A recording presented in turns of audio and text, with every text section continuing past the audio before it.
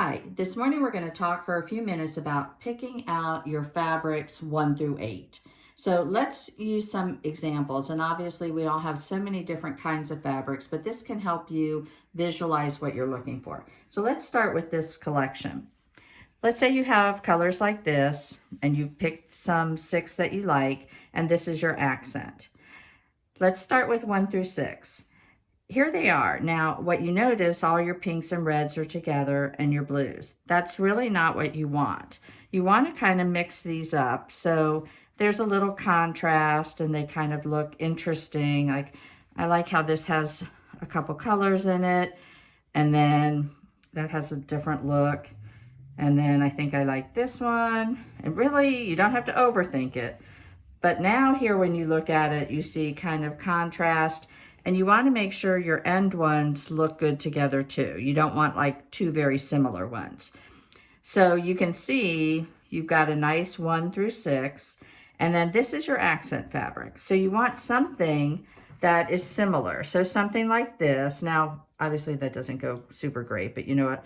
It has the blue in the background. You might do something like this. So they're similar. They kind of have the same dark look in the background. You pick one you like.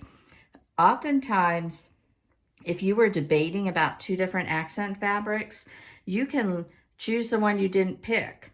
Maybe it's a little different, but has a little different design or a different shade. Oftentimes, that's a good one to use. Excuse me. Okay, so let's say you pick one of those. So you have good contrast, you're ready to go. So let's go over here to this selection. Same thing, you've got a bunch of batiks.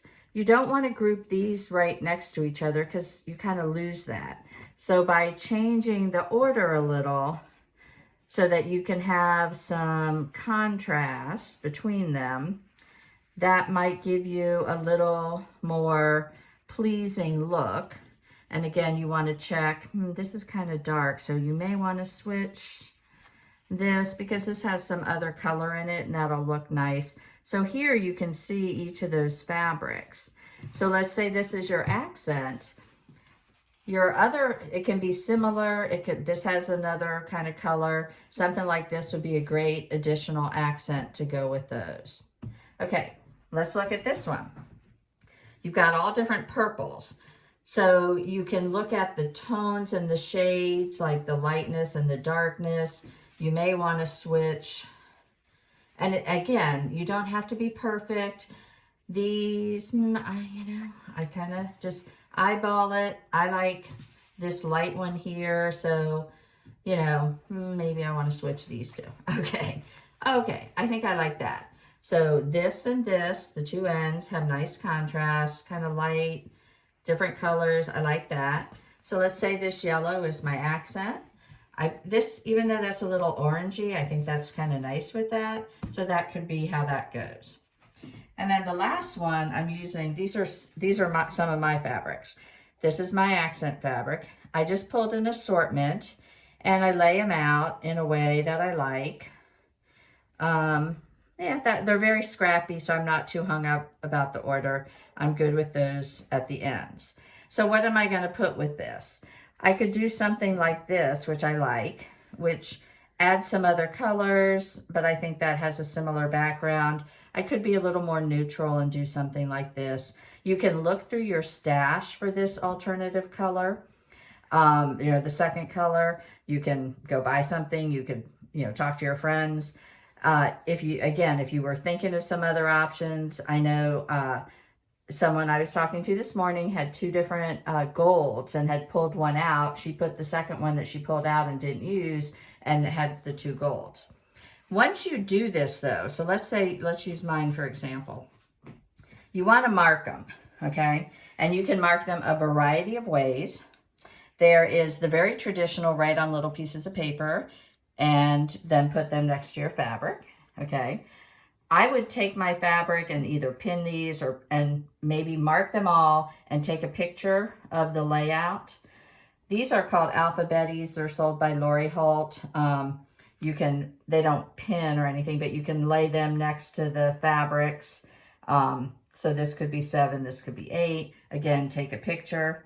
I like these little pins with numbers because you can pin them onto the fabrics, and those work well.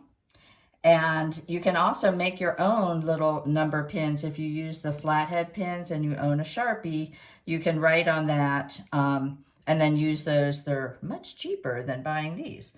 So you do want to mark these, so as you go to the next step of cutting your fabric out, you want to cut your fabric out and then mark the cutout fabric. And so I would have a pile of squares that I cut out, or half square triangles, and I would put the marker on that pile of cutout fabrics. So while I'm making my blocks, I can easily tell. But my go-to also is when I have anything laid out, I take a picture, because then if it blows away, if I go away for a couple days and don't come back, you know, I can go back and look at it on my camera.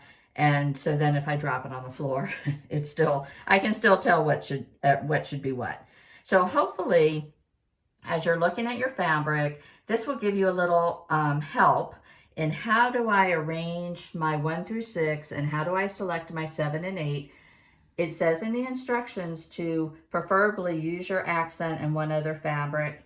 If for some reason that doesn't work, you want to pick 2 fabrics that from your prints that are similar, like, you know, similar like this, and pick those for 7 and 8. But I do think if you pick your accent and one other fabric, you'll be very happy with how that turns out down the road, not to give anything away. So good luck picking out your fabrics.